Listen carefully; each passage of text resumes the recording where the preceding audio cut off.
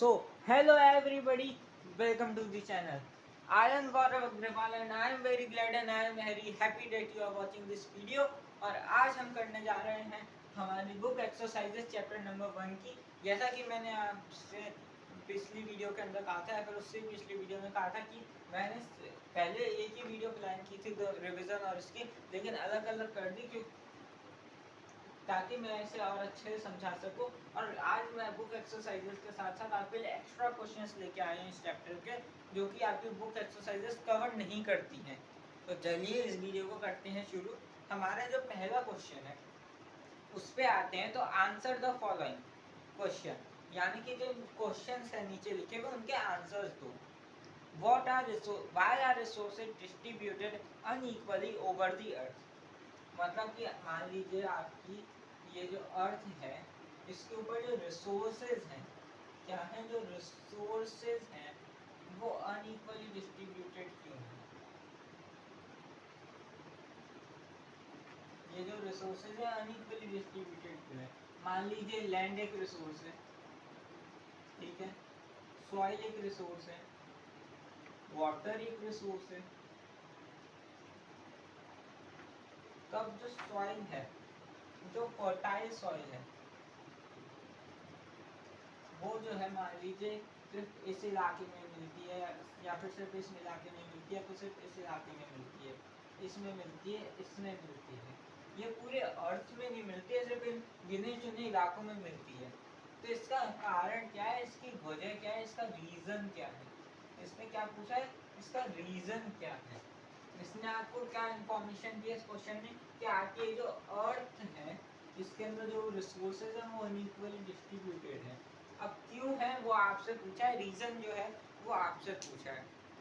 तो जो basically reason है वो है क्लाइमेटिक कंडीशंस। क्या है? फिजिकल फैक्टर्स हैं, जैसे कि क्लाइमेटिक कंडीशंस। जान लीजिए जो फर्टाइल सॉइल है, फर्टाइल सॉइल का मैं एग्जांपल लेता हूँ। आंसर्स मैंने आपको ऑलरेडी बुक में मार्क करा दिए हैं। जो फर्टाइल सॉइल है, मान लीजिए वो फर्टाइल सॉइल, जो फर्टिलिटी है वो वाटर के कारण आती है, न्यूट्रिएंट्स के कारण आती है। तो अब मान लीजिए ये जो एरिया है इसके चारों ओर water water water water water है, यहाँ पे वाटर है, यहाँ पे वाटर है, यहाँ पे वाटर है, यहाँ पे वाटर है इसके पास। इन जो ये जो एरियाज है यहाँ पे वाटर है, ठीक है। यहाँ पे जो है वो न्यूट्रिएंट्स अच्छे पाए जाते हैं, यानी कि यहाँ पे जो है वो न्यूट्रिएंट्स अच्छे पाए जाते हैं। यहाँ पे जो अलग अलग तरह के न्यूट्रिएंट्स है वो आते ही रहते हैं। यहाँ पे चारों ओर समुंदर है और अलग अलग जगह से, फॉर एग्जाम्पल आसपास माउंटेन्स है तो वहाँ से सॉइल फॉर्मेशन होता है। मान लीजिए यहाँ पे पास में ही हिल्स हैं तो हिल से पानी आता है, तो जो पानी है वो ले आता है न्यूट्रिएंट्स। इस तरीके से अलग अलग तरीके से जो न्यूट्रिएंट्स है वो आते रहते हैं। वाटर और जो न्यूट्रिएंट्स है वो आते रहते हैं, और जो अलग अलग कॉम्पोनेंट्स हैं, जो अलग अलग कॉम्पोनेंट्स है वो आते रहते हैं। तो ये क्या है, फर्टाइल है सॉइल। अब मान लीजिए ये एक जगह है यहाँ पे पानी नहीं है, ये यहाँ पे सूखा रेगिस्तान है। क्या है? सूखा रेगिस्तान है, यहाँ पे पानी नहीं है। तो ये जो सॉइल है ये फर्टाइल होगी? नहीं होगी, नो। वाई? यहाँ पे पानी नहीं है, यहाँ पे इसे इतने न्यूट्रिएंट्स नहीं मिल पा रहे, तो क्या है, ये फर्टाइल नहीं है। और ये जो सारी चीजें हैं किसके अंदर आती है? क्लाइमेटिक फैक्टर्स में आती है। क्लाइमेटिक फैक्टर्स क्या होते हैं? For an example temperature, rainfall, इस तरीके के जो फैक्टर्स होते हैं, टेम्परेचर, रेनफॉल। और आप एक एग्जांपल ले लीजिए, मान लीजिए यहाँ पे जो है टेम्परेचर है 45 डिग्री सेल्सियस, यहाँ पे है 35। ये वाली जो सॉइल है जो फर्टाइल है इसे 35 चाहिए, 45 नहीं चाहिए, तो ये कहाँ होगी? 35 वाली जगह पे पाई जाएगी। रेनफॉल जो है, जो रेनफॉल है, जो आप रेनफॉल है जो एक फैक्टर है वो यहाँ पे अच्छा है, यहाँ पे नहीं है। तो क्या होगा, यहाँ पे जो सॉइल है वो उतनी ज़्यादा फर्टाइल नहीं होगी, यहाँ वाली होगी। तो इस तरीके से जो है वो फैक्टर्स क्या करते हैं? अफेक्ट करते हैं। फैक्टर्स क्या करते हैं? अफेक्ट करते हैं। किनको अफेक्ट करते हैं? रिसोर्सेज को अफेक्ट करते हैं। फैक्टर्स जो है क्लाइमेटिक फैक्टर्स, एप्टीट्यूड, टेरेरियन, ये सब किसको अफेक्ट करते हैं, ये सब रिसोर्सेज को अफेक्ट करते हैं। मैंने आपको एक एग्जांपल देके बता दिया जिससे आपको अच्छी अंडरस्टैंडिंग रहे। बेसिकली जो मेन मोटिव है वो है बेसिक अंडरस्टैंडिंग, अच्छी अंडरस्टैंडिंग मिलना। मैंने सारी चीज़ों का एग्जांपल नहीं दिया क्योंकि वो पॉसिबल नहीं है। ऑफकोर्स टेरेरियन है, एप्टीट्यूड है, मैंने सिर्फ क्लाइमेट का एग्जांपल लिया। क्लाइमेटिक कंडीशन में जो रिसोर्सेज है उसके साथ से सॉइल का एग्जांपल लिया। आप चाहे तो और भी बहुत सारे रिसोर्सेज का एग्जांपल खुद अपना माइंड अप्लाई करके देख सकते हैं, आपको बहुत सारे एग्जांपल्स मिल जाएंगे।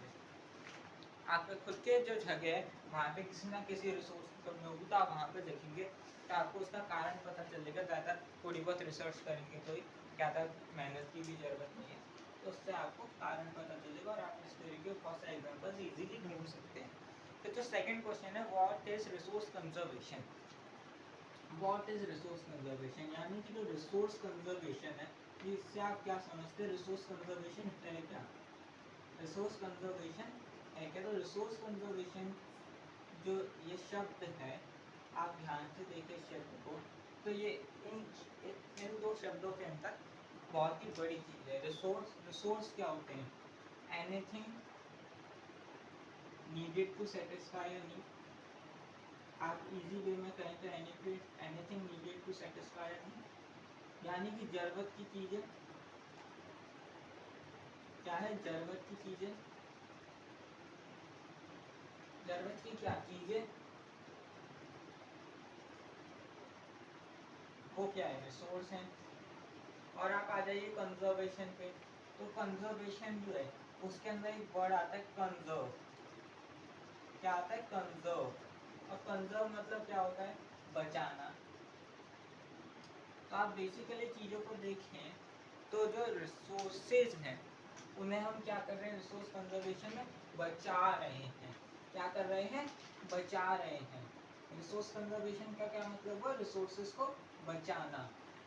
रिसोर्स कंजर्वेशन का मतलब हुआ रिसोर्सेज को बचाना। अच्छा आप कैसे बचाओगे रिसोर्सेज को, उन्हें जितनी ज़रूरत है, जितनी ज़रूरत है, मान लीजिए आपको 1 लीटर पानी की ज़रूरत है तो आप 1.5 लीटर मत बिखेरिए, आप 1 लीटर ही बिखेरिए, ठीक है। तो जो 5 लीटर होगा, जो 5 लीटर होगा वो सॉरी 0.5 लीटर होगा, वो क्या होगा, पानी बचेगा। तो पानी बचेगा तो क्या होगा, वो कंजर्व होगा। तो 0.5 लीटर का आपने क्या किया, कंजर्वेशन किया। किसका, वाटर का। वाटर क्या है, एक रिसोर्स है, तो आपने क्या किया, रिसोर्स कंजर्वेशन किया। इसी तरीके से आप एक और एग्जांपल ले सकते हैं। मान लीजिए आपको आज फार्मिंग करनी है। अब आपका जो काम है वो 2.5 टन पानी में हो जाएगा या फिर 2.5 टन मैन्योर के अंदर हो जाएगा। मैन्योर को ज़्यादा हो जाएगी। मान लीजिए आपको पूरा शहर है, पूरा शहर है, वहाँ के आप सारे फार्मर्स जो हैं सब ने मिलके आंकड़ा निकाला कि हमारा जो 2.5 टन है इसके अंदर क्या हो जाएगा, काम हो जाएगा। फिर एक किसान बोलता है कि काम हमारा इसके अंदर हो जाएगा, लेकिन हम एक काम करते हैं, हम 3 टन ले लेते हैं, हम 3 टन मैन्योर जो है वो ले लेते हैं। अब कई लोगों के दिमाग में सवाल आ रहा होगा कि मैन्योर क्या है। तो मैन्योर का मतलब होता है खाद। क्या मतलब होता है, खाद। अब आई थिंक आप लोग समझ गए होंगे। तो जो 3 टन मैन्योर ले लेते हैं, 2.5 टन ठीक है, नहीं तो हम थोड़ी बहुत ज़्यादा डाल देंगे या फिर घेर देंगे, कर देंगे। तो वो जो होते हैं वो 2.5 टन तो ले लेते हैं, लेकिन जो 5.5 टन जो मैन्योर है, जो 0.5 टन मैन्योर है वो तो बच जाती है। और मान लीजिए किसी भी कारण से वो खराब हो जाती है, तो उन्होंने क्या किया, रिसोर्स का क्या किया, वेस्टेज किया। क्या किया उन्होंने, रिसोर्स का वेस्टेज किया। वहीं पे उनका सिचुएशन लेते हैं कि एक किसान कहता है कि हमें ना 2.5 टन की ज़रूरत है, तो जब पहुँचा हुआ 5 टन है, 0.5 टन है ना, हम क्या करते हैं, हम उस 0.5 टन को एक ऐसी सुरक्षित जगह पे रख देते हैं कि हम अगले साल यूज़ कर सकते। तो हमने उसे क्या किया, कंजर्व किया, बचा लिया, नहीं तो वो क्या हो जाता, खराब हो जाता। अब आपका जो नेक्स्ट क्वेश्चन है वो ये कहता है, आपका जो क्वेश्चन नंबर 3 है वो ये कहता है why are human resource important, यानी कि जो ह्यूमन रिसोर्स है, ह्यूमन रिसोर्स मतलब क्या, इंसान। इंसान क्यों जरूरी है, इंसान क्यों जरूरी है, तो भैया इंसान क्यों जरूरी है, इस क्वेश्चन का आई थिंक आप सभी लोग आंसर देने में सक्षम है। फिर भी मैं आपको समझा देता हूँ कि आप इस चैप्टर से रिलेट करते हुए कैसे आंसर्स लिखेंगे। आप इस चैप्टर से रिलेट करते हुए ऐसे आंसर्स लिखेंगे। सबसे पहले आप पीपल आर ह्यूमन रिसोर्स, क्या है, पीपल आर ह्यूमन रिसोर्स, यानी कि जो पीपल है वो क्या है, ह्यूमन रिसोर्स है। क्या है, ह्यूमन रिसोर्स है। पीपल क्या है, एक रिसोर्स है। उसके बाद आपका जो नेक्स्ट आएगा वो ये आएगा, मैं आपको समझा देता हूँ, आप इंग्लिश ट्रांसलेशन को कर लीजिए, मैं बोल देता हूँ, लिखूंगा नहीं, कि people can make the best use of, people can make the best use of the resources, या फिर आप लिख सकते हैं people can make the best use of the natural resources by their technology, by their technology, skills and knowledge।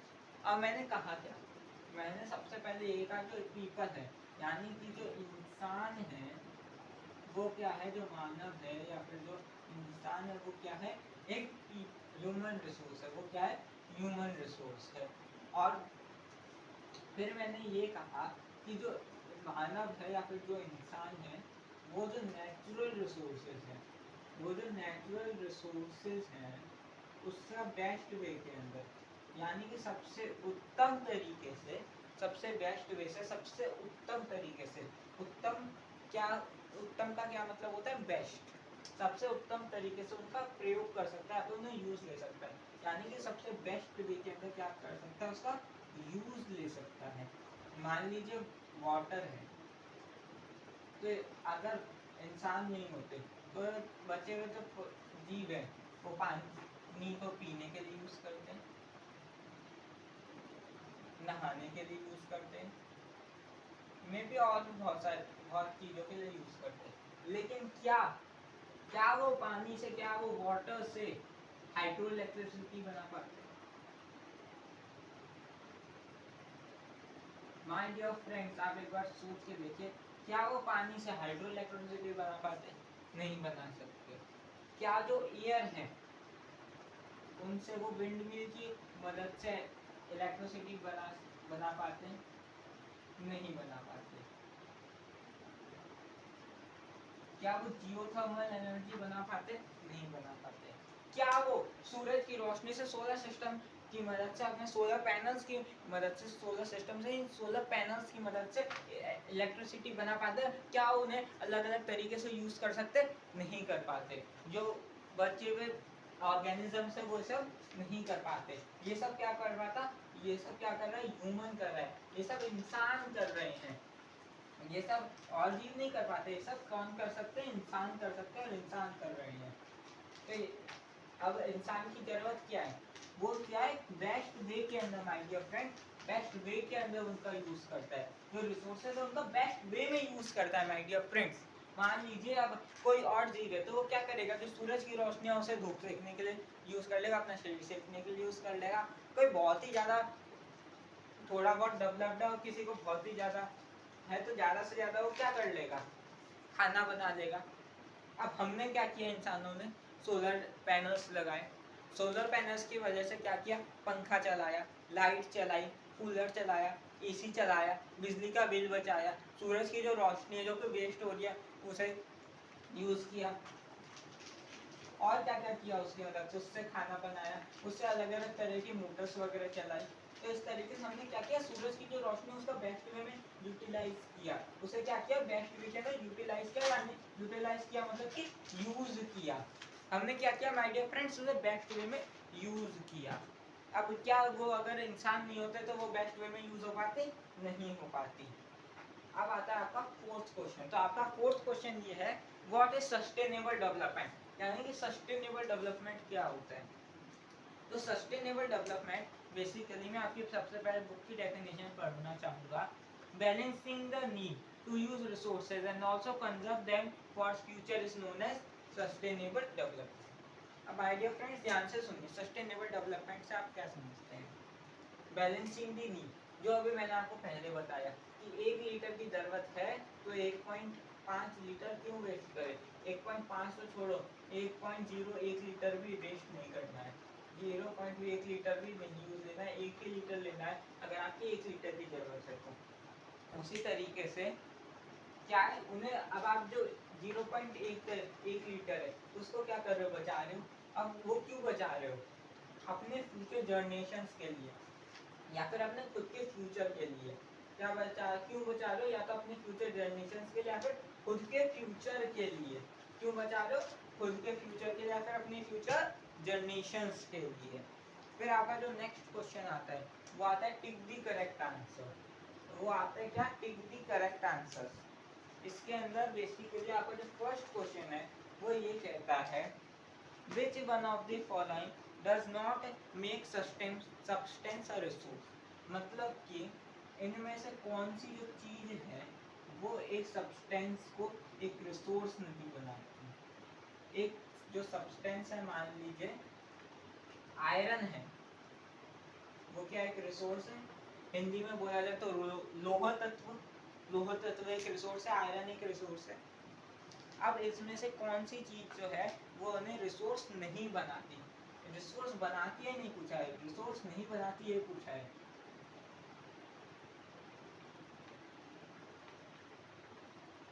Utility, value and quantity. Utility मतलब उसका use, अब अगर उसका यूज ही नहीं होगा तो वो रिसोर्स किस बात का? वैल्यू, वैल्यू किस चीज की होती है? रिसोर्स की। और क्यों होती है? क्योंकि उसकी यूटिलिटी है। तो अगर वैल्यू नहीं होगी इसका मतलब उसकी यूटिलिटी नहीं है, मतलब कि वो रिसोर्स नहीं है। लेकिन क्वांटिटी मैटर नहीं करती।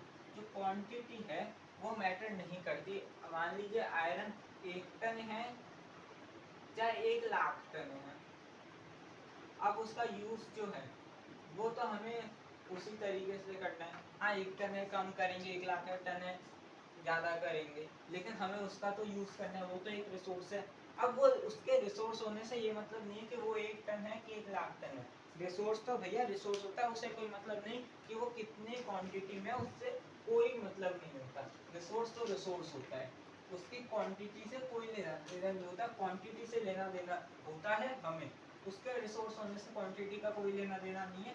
हाँ क्वांटिटी का लेना देना इस चीज़ से जरूर है कि उसे हम किस वे में यूज़ करते हैं और कितना यूज़ कर पाते हैं। हम कितना यूज़ कर पाते हैं। हम अगर कम होगा तो ज़्यादा अच्छे से ज़्यादा संभाल के यूज़ लेंगे, उसकी वैल्यू है जो घट जाएगी। हम उसे सोच समझ के यूज़ लेंगे। अगर कम होगा तो, अगर ज़्यादा होगा तो चलो है भाई उसकी वैल्यू कम होगी, ठीक है, हम उसे थोड़ा अननेसेसरीली भी बिखेर देंगे। तो इस तरीके से वो एक अलग बात है, लेकिन वो रिसोर्स तो रिसोर्स ही रहेगा। आप उसे बिखेर रहे हैं कि नहीं बिखेर रहे हैं, उससे उसके रिसोर्स होने पे कोई आँच नहीं आने वाली। फिर आता है सेकंड, आता है which one of the following is not a human made resource, is a human made resource, sorry. इनमें से जो तीन ऑप्शन दे रखे हैं आपको, इनमें से कौन सा जो है वो ह्यूमन मेड रिसोर्स है? एक है medicine to treat cancer, medicine to treat cancer. दूसरा है आपका स्प्रिंग वाटर। दूसरा क्या दे रखा है आपका? Spring water. और जो तीसरा आपका दे रखा है वो है ट्रॉपिकल फॉरेस्ट। अब माय डियर फ्रेंड्स इसमें से कौन सा जो है वो ह्यूमंस ने बनाए है? क्या ट्रॉपिकल फॉरेस्ट जो है वो ह्यूमन ने बनाए हैं? आंसर है नहीं। ट्रॉपिकल जो फॉरेस्ट है वो ह्यूमंस ने नहीं बनाए हैं। क्या जो स्प्रिंग वाटर है वो ह्यूमन ने बनाया है? तो आंसर है नो। तो बचा कौन सा? Medicine to treat cancer. तो क्या जो मेडिसिन है कैंसर की जो दवाइयाँ हैं वो इंसानों ने बनाई है? तो आंसर है हाँ। तो आपका ऑप्शन क्या हो जाएगा? Option number 1। फिर आपका आता है third question, complete the statement. आपको इसके अंदर क्या करना है? कंप्लीट करनी है। क्या करनी है? स्टेटमेंट कंप्लीट करनी है। आपकी स्टेटमेंट दी गई है नॉन रिन्यूएबल रिसोर्सेज आर, यानी कि नॉन रिन्यूएबल रिसोर्सेज क्या है? नॉन रिन्यूएबल रिसोर्सेज ऑप्शंस पढ़ने से पहले मैं आपको याद दिला दूं, वो रिसोर्सेज जो कि एक लिमिटेड है स्टॉक के अंदर, और एक बार वो एग्जॉस्ट हो गए या फिर रन आउट हो गए, अगर वो एक बार एग्जॉस्ट हो गए या फिर रन आउट हो गए तो हजारों साल ले लेंगे वापस आने में। क्या ले लेंगे? हजारों साल ले लेंगे वापस रिप्लेनिश होने में। तो आपका ऑप्शन नंबर 1 है those who have limited stock. क्या वो जिनका लिमिटेड स्टॉक होता है। सेकंड जो क्वेश्चन है वो आपका क्या है, मेड बाय ह्यूमन बीइंग्स। तो भैया जो मेड बाय ह्यूमन बीइंग्स है वो तो बिल्कुल नहीं बैठेगा। क्यों नहीं बैठेगा? क्योंकि ये जो नॉन रिन्यूएबल रिसोर्स है ये कौन से रिसोर्स का टाइप है, ये कौन सा वाले रिसोर्स का टाइप है, ये टाइप है किसका? नेचुरल रिसोर्स का। और ह्यूमन बीइंग्स जो बनाते हैं वो क्या होते हैं? मैन मेड रिसोर्स या फिर ह्यूमन मेड रिसोर्सेज। तो ये भी नहीं होगा। थर्ड जो क्वेश्चन है वो derived from non living things। जो derived from non living things का क्या मतलब है? जो नॉन लिविंग थिंग्स से आई हैं, क्या वो होते हैं रिन्यूएबल रिसोर्सेज? नो। तो आंसर क्या होगा?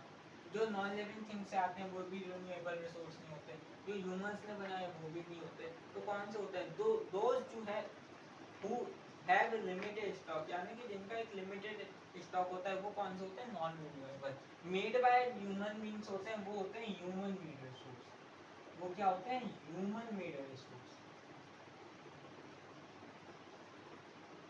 और अब ये जो है derive from non living things वो कौन से रिसोर्सेज होते हैं? तो माय डियर फ्रेंड्स आज मैं आपको एक नया तरह का रिसोर्स बताने जा रहा हूँ, उसका नाम है abiotic resources. Abiotic resources. Abiotic resources my dear friends क्या होते हैं? आपके सिलेबस में नहीं है इसलिए ज़्यादा डिटेल में नहीं जाऊँगा। वो नेचुरल रिसोर्सेज, ये कौन से टाइप के होते हैं? नेचुरल रिसोर्सेज के टाइप होते हैं। वो नेचुरल रिसोर्सेज जो कि नॉन लिविंग थिंग्स से आते हैं उन्हें क्या हम कहते हैं? Abiotic resources. इसी के साथ आपका जो चैप्टर की बुक एक्सरसाइजेज है वो खत्म होती है। अब हम करेंगे एक्स्ट्रा क्वेश्चंस। एक्स्ट्रा क्वेश्चंस आपकी बुक में से ही हैं जो कि मेनली आपके रिविजन के साथ आई थिंक सो सारे कवर्ड हो गए हैं, और एक्स्ट्रा क्वेश्चंस के रूप में हम एक बार जो चीज़ें उनका रिविजन ही वापस करेंगे, और एक्स्ट्रा क्वेश्चंस मैं आपको प्रोवाइड करूँगा जिससे आपका जो रिविजन है वो और भी ज़्यादा ईजी हो जाएगा। क्या हो जाएगा? और भी ज़्यादा ईजी हो जाएगा। तो आपका जो फर्स्ट एक्स्ट्रा क्वेश्चन आता है वो ये है, आपका जो फर्स्ट एक्स्ट्रा क्वेश्चन आता है वो ये है व्हाट इज रिसोर्स। ये सब है आपके सिलेबस का ही, जो भी एक्स्ट्रा क्वेश्चंस मैं करवा रहा हूँ वो है सारे के सारे आपके सिलेबस के, बस आपके बुक एक्सरसाइजेस के अंदर इनके क्वेश्चंस नहीं दे रखे। तो सबसे पहला आता है आपका what is resource. Anything having some utility to satisfy a need is a resource. जरूरत की चीज़ों को हम क्या कहते हैं? Resource. Anything having some utility to satisfy a need is a resource. Second आता है what are kinds of resources। यानी कि जो रिसोर्सेज हैं उनके क्या क्या काइंड्स हैं, यानी कि वो कितने तरह के हैं। तो आंसर आ जाएगा there are 3 types of resources, यानी कि 3 तरह के रिसोर्सेज हैं। कौन कौन से? Natural, human and human being. Natural, human and human being. आपका जो थर्ड क्वेश्चन है वो आता है व्हाट इज यूटिलिटी।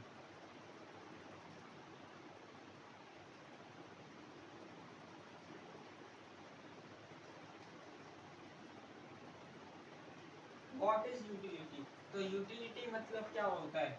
किसी भी चीज के यूज को हम क्या कहते हैं? Utility. What is value? Value means worth. Value का क्या मतलब होता है? वर्थ। आपका जो फिफ्थ क्वेश्चन आता है वो है व्हाट इज नेचुरल रिसोर्सेज। यानी कि नेचुरल रिसोर्सेज जो होते हैं वो क्या होते हैं? Explain it's type.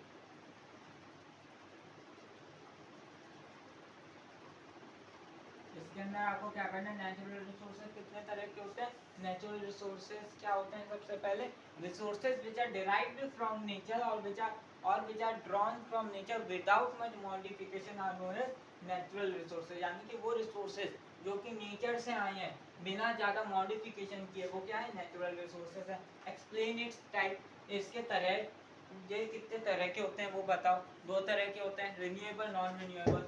रिन्यूएबल जिनका अनलिमिटेड स्टॉक है, जो कभी खत्म नहीं होंगे। नॉन रिन्यूएबल जिनका लिमिटेड स्टॉक है, एक बार खत्म हो गया तो फिर हजारों साल ले लेंगे आने के अंदर। फिर हमारा जो नेक्स्ट क्वेश्चन आता है वो आता है what is human resource. What is human resource, यानी कि ह्यूमन रिसोर्स। ये क्वेश्चन हो सकता है कुछ बच्चों को थोड़ा सा हार्ड पड़े, तो मैं इससे थोड़ा सा डीप में एक्सप्लेन कर देता हूँ। तो ह्यूमन रिसोर्स बेसिकली क्या होता है my dear friends? Human resource जो होता है, पीपल आर ह्यूमन रिसोर्स, यानी कि जो इंसान है वो ह्यूमन रिसोर्स है। और उन्हें रिसोर्स क्यों कहा गया है? क्योंकि वो अपनी नॉलेज, स्किल और टेक्नोलॉजी के दम पे किसी भी चीज़ का कैसे यूज़ कर सकते हैं? बेस्ट वे में यूज़ कर सकते हैं। आपने ये शायद 6 के 6 क्वेश्चंस लिख लिए होंगे, नहीं लिखे हैं तो पॉज कीजिए, लिख लीजिए। फिर जो आपका 7th क्वेश्चन आता है, जो आपका 7th क्वेश्चन आता है वो आपका आता है what are human made resources. What are human made resources, यानी कि जो ह्यूमन मेड रिसोर्सेज है वो क्या होते हैं? तो नाम से ही पता चल रहा है क्या है? ह्यूमन के द्वारा बनाए गए रिसोर्सेज, इंसानों द्वारा बनाए गए रिसोर्सेज को क्या कहते हैं? ह्यूमन मेड रिसोर्सेज कहते हैं। अच्छा, ह्यूमन मेड रिसोर्सेज के कोई टाइप्स होते हैं? नहीं होते। आपका नेक्स्ट क्वेश्चन लिख लीजिए, 7th question, what is human resource. अगर आपको बोर्ड विजिबल ना हो तो आप मेरे बोलने के साथ साथ भी लिख सकते हैं। What is human resource. Next आपका आता है what is resource conservation. What is resource conservation, sorry यहाँ पे आएगा human made resource. What is resource conservation अभी समझाया है मैंने। आई थिंक सर मेरे को ये क्वेश्चन देने की जरूरत नहीं है, आपके एक्सरसाइज में कवर हो गया है। और नेक्स्ट क्वेश्चन भी हो चुका है, व्हाट इज सस्टेनेबल डेवलपमेंट, आपके बुक के एक्सरसाइजेस के अंदर कवर। तो फिर अब आपका जो नेक्स्ट क्वेश्चन आता है वो आता है what are the principles of sustainable development. Principles of sustainable development, यानी कि सस्टेनेबल डेवलपमेंट के प्रिंसिपल्स क्या है? तो मैंने आपको पहले दिन एक होमवर्क दिया था जब मेरी पहली वीडियो आई थी कि आपको ना याद करके आना है एक येलो बॉक्स। तो पूरा का पूरा येलो बॉक्स कहाँ आ जाएगा? यहाँ पे आ जाएगा। फिर मैं आपको एक 9वां क्वेश्चन देता हूँ जो कि आपका आखिरी क्वेश्चन होगा। वो ये होगा, explain what is the difference between